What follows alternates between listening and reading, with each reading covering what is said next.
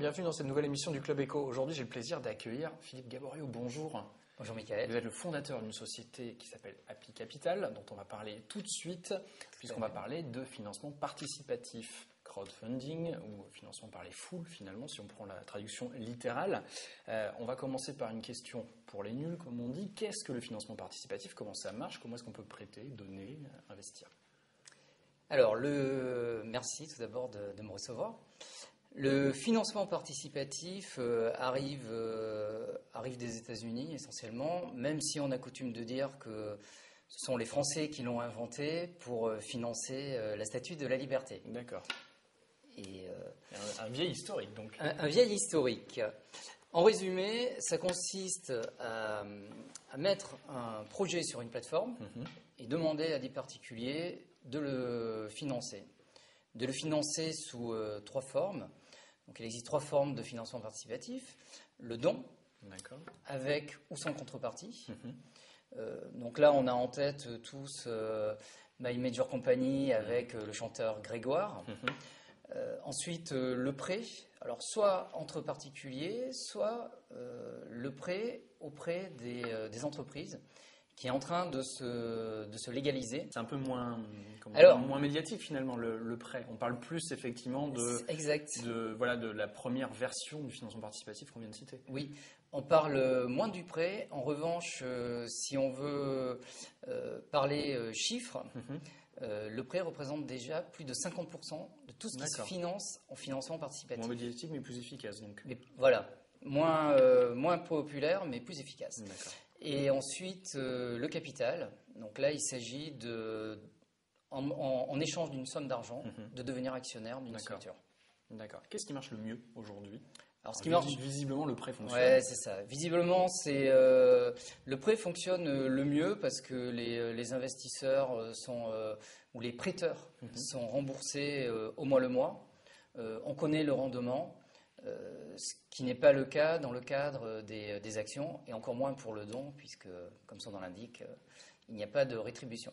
Ça vaut le coup d'investir en matière de prêt, par exemple, vous disiez il y a un rendement qui est fixe par rapport à, je sais pas, je suis investisseur, j'investis dans la pierre ou j'investis dans une société. Qu'est-ce qui est le plus intéressant finalement?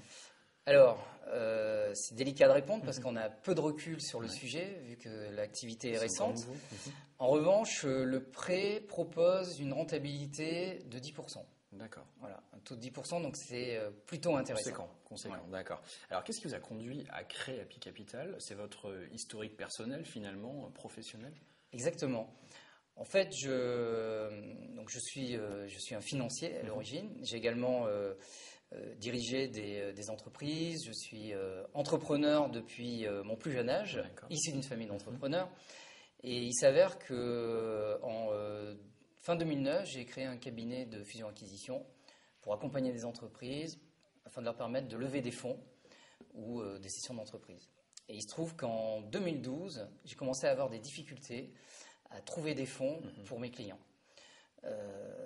J'étais dos au mur, un client pour lequel je n'arrivais pas à lever depuis un an. J'allais le rencontrer. Et j'étais en train de réfléchir à ce que j'allais bien pouvoir lui dire et quelles solutions j'allais pouvoir apporter. Et parallèlement à ça, je regardais ce qui se passait outre-Atlantique, et notamment Kickstarter. Et à un moment, je me suis dit, mais puisque ce client m'a expliqué qu'il faisait des salons et que le public aimait son produit, avait envie d'acheter ses produits, je me suis dit, peut-être que le public va avoir envie de le financer. Et donc, je lui ai proposé de créer une plateforme et de mettre son dossier sur la plateforme. Donc, au début, c'était vraiment destiné à un client en particulier. Et puis, en rentrant au bureau, je me suis dit, mais en fait, il n'y a pas que lui. Il n'y a pas que lui. Puis après, j'ai pris un peu de recul, j'ai analysé le secteur, j'ai essayé de comprendre pourquoi les entreprises n'arrivaient plus à se financer. Et là, surtout sur une cible bien particulière, voilà, moins d'1 million d'euros. Exactement, sur la cible entre 150 et 1 million d'euros. Le fameux trou dans la raquette. Voilà, le trou dans la raquette qu'on appelle également de manière technique l'equity gap. Et donc j'ai créé Happy Capital. D'accord. Aujourd'hui, ça fait combien de temps? Je l'ai créé au mois de mai 2013. Ok, donc c'est un peu plus d'un an. Un petit peu plus d'un an. Est-ce qu'il y a des règles pour lever du financement? Est-ce qu'on peut avoir un mode d'emploi ou est-ce qu'au contraire, dans la mesure où c'est relativement récent, chacun essaye un petit peu d'actionner différents leviers? Alors, il y a des règles. C'est la question piège, je suis désolé. Oui, c'est ça. En fait, il y a des règles. Je dirais que ces règles sont quasi obligatoires. Mais si on les suit pas, on va se planter. Mais si on les suit pas, exactement. Si on les suit pas, on va se planter. Et si on les suit, pas garanti. C'est pas garanti. Okay. Voilà, c'est pas garanti. Alors ces règles, c'est assez simple. Ça revient un peu à l'essence du crowdfunding. Dans le mot crowdfunding, il y a crowd, il y a la foule. Qu'est-ce qui fait qu'un investisseur va vouloir investir ou placer de l'argent dans ma société? Donc l'objet, c'est de l'intéresser, de communiquer et d'arriver à créer un lien avec lui. Donc comment on crée un lien? C'est en communiquant, en allant vers l'autre, en allant à la rencontre des investisseurs lors d'événements, en faisant des communiqués de presse, en utilisant toutes les sources de communication possibles. Voilà, c'est essentiellement les principales règles. Il faut s'occuper de son dossier. Il faut s'occuper de son dossier. On arrête d'y toucher. Exactement. En fait, la grosse erreur, c'est de se dire, je cherche des fonds, je vais aller voir Happy Capital ou un autre, je vais lui proposer mon dossier, qui va bien entendu sélectionner, et ensuite, je lui ai transmis la patate chaude. En fait, ça ne se passe pas comme ça. C'est avec chaque porteur de projet. Alors, on a également un accompagnement. On les accompagne. On a créé un kit de communication. On les manage, on les prépare aux entretiens avec les investisseurs. Donc, c'est tout un travail.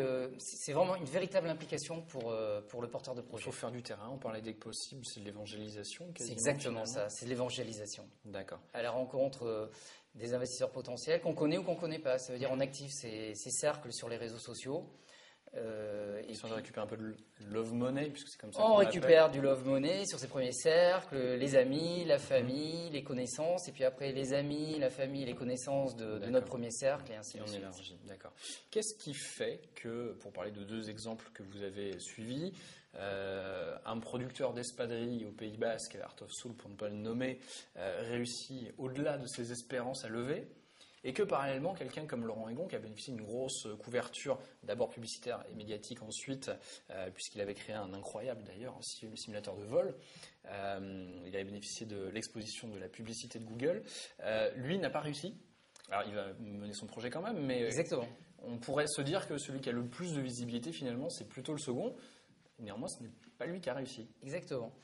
Alors, ce que je pense, c'est déjà que Art of Soul était une société qui existe depuis 2007, qui réalise déjà près d'1 million d'euros de chiffre d'affaires, qui s'est également énormément impliqué dans sa campagne, comme Laurent. Mais je crois que la différence, elle tient du fait que Laurent, qui est un garçon très sympathique au demeurant, Laurent arrive à transmettre sa passion. Et ça a été repris dans plusieurs médias. C'est un homme ordinaire qui a fait quelque chose d'extraordinaire, mais qui a fait quelque chose d'extraordinaire, on va dire, dans la vie ordinaire, pas dans le cadre du monde entrepreneurial. Et donc là, il a proposé à des investisseurs de le rejoindre pour créer sa structure. Et en fait, il y a son fan club, on va dire, qui sont des passionnés, le suivent dans ses aventures, mais dans ses aventures, pas dans ses aventures entrepreneuriales. D'accord.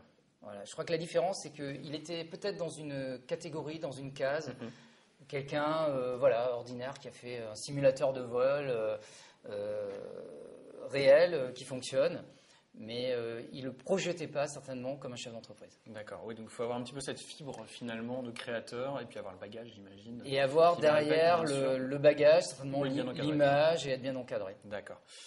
Une dernière question. Aujourd'hui, qui vous avez finalement en portefeuille? Sur qui est-ce qu'il faut miser un petit peu dans les semaines qui viennent? Alors, dans les semaines qui viennent, un dossier me plaît beaucoup, enfin plusieurs, mais ils me plaisent tous. Ils me plaisent tous puisqu'on les a choisis. Finalement, puisque vous les choisissez, vous avez une grille finalement qui vous permet d'analyser bon, oui, pas bon. Tout à fait, c'est exactement ça. Donc l'échoppe du couturier, qui est basé à Bordeaux, qui a un nouveau concept révolutionnaire, qui permet de vous scanner en 3D en 20 secondes et de vous faire des costumes sur mesure au prix du prêt-à-porter. Et puis le dossier Seawax, qui est un dossier très, très intéressant puisque en fait il s'agit d'anti-fouling 100% naturel. D'accord. Il faut savoir qu'une directive européenne est passée sur l'antifouling, et l'antifouling chimique qui détruit la faune et la flore va être interdit d'ici 2 ans. D'accord.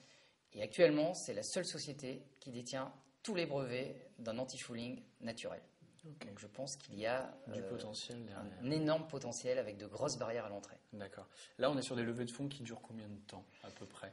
Alors les levées de fonds, on aimerait qu'elles soient de plus en plus courtes, mais en réalité, elles durent 75 jours. D'accord. Le contre-pied, c'est Darwin. La moyenne est 75 jours. Et le contre-pied, c'est Darwin, parce que juste un mot rapidement. Effectivement, Darwin cherche des investisseurs actuellement pour au-delà de 1 000 euros. Oui, c'est ça, au-delà de 1 000 euros. Des tickets d'entrée relativement faibles. Oui. Et là, pour le coup, on est sur une levée plutôt au long cours. Oui, alors c'est une levée plutôt au long cours. Pourquoi? Parce qu'il s'agit d'un dossier qui est un peu plus patient. Ça va être d'ailleurs un investissement plus long terme. Oui. Pourquoi? Parce qu'il s'agit d'immobilier. Donc on va avoir de plus en plus de nouveaux projets, de nouveaux secteurs d'activité se faire financer via le crowdfunding. Et pas que des startups. Et pas que des startups. On sélectionne des sociétés en développement, des reprises d'entreprises. D'ailleurs, je fais appel aux repreneurs s'ils ont besoin de boucler leur dossier, qui viennent nous voir et on les accompagnera pour trouver le delta qui leur manque. D'accord. Philippe Guéboriau, merci beaucoup. Bon, merci à vous. Capital et à vos poulains, évidemment. Merci à vous d'avoir suivi cette émission. Je vous donne rendez-vous très vite pour le Club Éco. Je vous souhaite une excellente journée. À bientôt.